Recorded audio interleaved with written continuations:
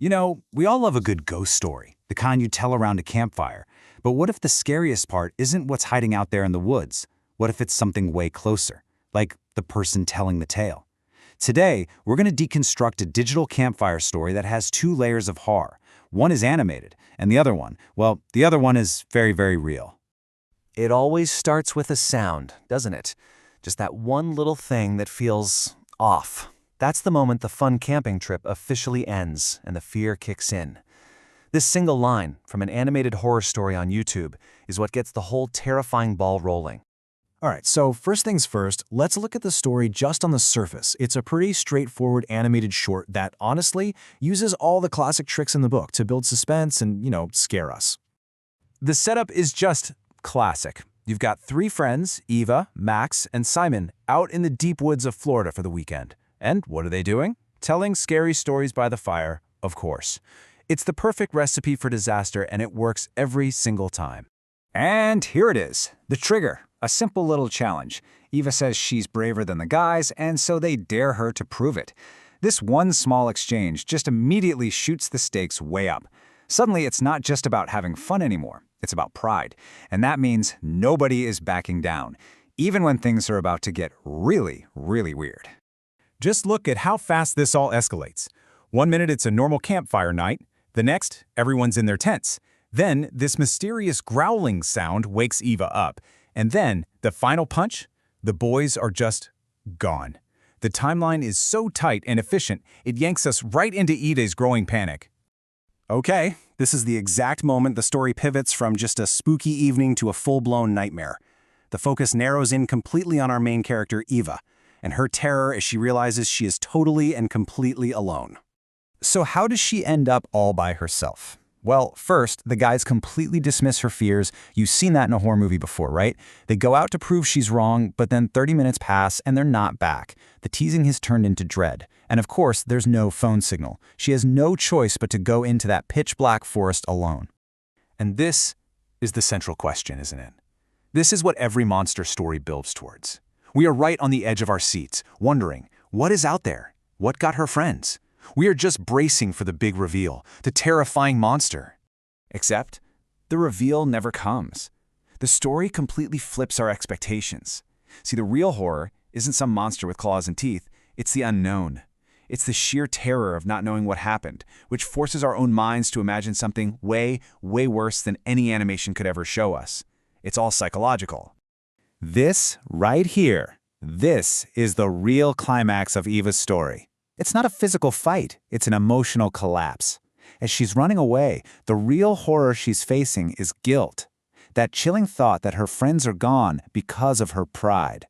And that's a kind of haunting that lasts a lot longer than any monster.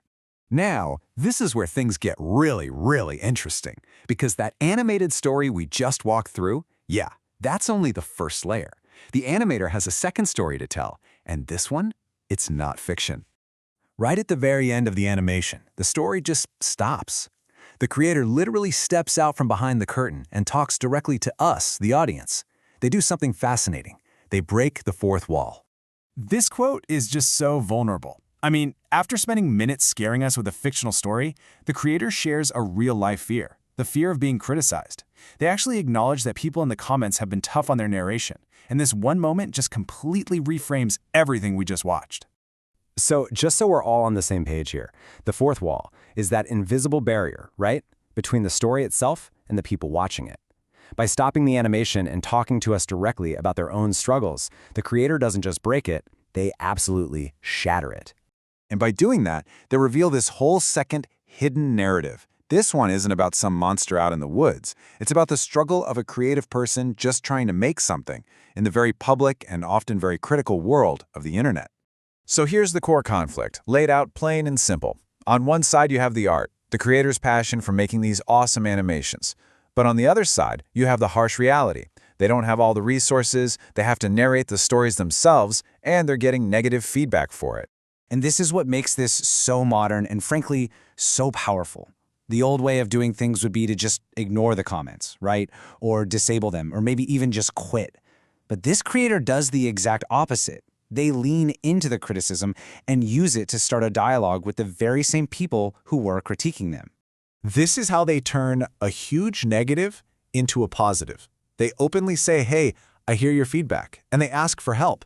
Then, they put out this open invitation for other narrators to collaborate. All of a sudden, the audience isn't just a bunch of critics anymore. They're potential partners. Okay, so let's zoom out for a second. What does this one video and this one creator's choice really tell us about storytelling today?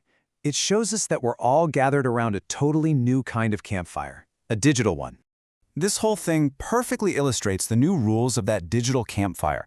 The creator's raw honesty was, in the end, way more engaging than some polished, perfect narration ever could have been. It shows that the audience is an active participant now, not just a passive consumer. And it proves that, in this day and age, the storyteller is totally inseparable from their story. And that's really the big takeaway. This is why this all matters. That line between the creator and the consumer, it's blurring. We're in this new era of co-creation, where feedback and collaboration and even vulnerability are shaping the stories we consume in real time. We're not just watching from the sidelines anymore. We're part of the process.